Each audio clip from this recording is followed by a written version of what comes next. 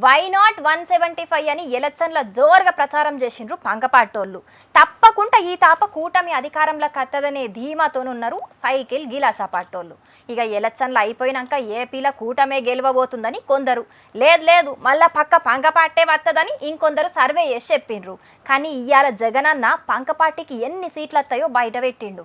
ఆ ముచ్చటతో పాటు ఇంకో కొత్త ముచ్చట కూడా చెప్పిండు. మరి గదేందో చూద్దాం పండ్రి.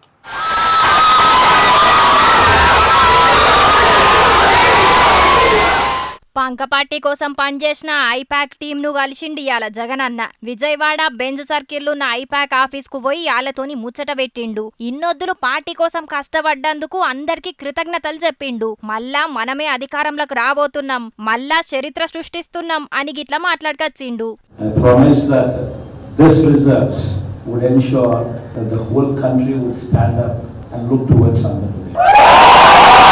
ఇన్నారుల్లా జూన్ 4వ తారీఖు నాడు రాబోయే రిజల్ట్ తోని దేశం మొత్తం ఏపీ దిక్కే చూస్తదట.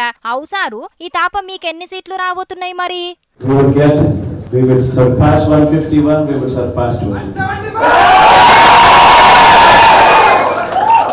ఇన్నరా పోయిన తాప 151 ఎమ్మెల్యే సీట్లు, 22 ఎంపీ సీట్లు గెలిచినాం. ఈ తాప అంతకంటే ఎక్కువనే గెలవబోతున్నామని చెప్పిండు. ఇక సారు మాట్లాడుతుంటేనే వై నాట్ 175 అని చుట్టుముట్టున్నోళ్ళంతా లొల్లి పెట్టిండ్రు. ఈ తాప ఏపీలో జగన్ గెలవడని చెప్పిన ప్రశాంత్ కిషోర్ ఊహకు కూడా అందని సీట్లు పంకపాటికి అత్తయని కౌంటర్ వేసిండు జగనన్న. ఇక మాట ముచ్చట అయిపోయినాక ఏపీ అభివృద్ధి కోసం మనమందరం ఇట్లనే పనిచేయాలి అని చెప్పి ఐపాక్ టీమ్ తోని సెల్ఫీలు దిగిండు. చూడాలే మరి జగనన్న చెప్పినట్టు వైసీపీకి 151 సీట్లకు మీదనే అత్తయో, లేకపోతే ఈ తాప మార్పు కావాలని ఏపీ పబ్లిక్ జగనన్నకు షాకే ఇయ్యబోతున్నారో చూడాలే ఏమైతదో అని అంటున్నారు జగనన్న మాటలిన్నోళ్ళు.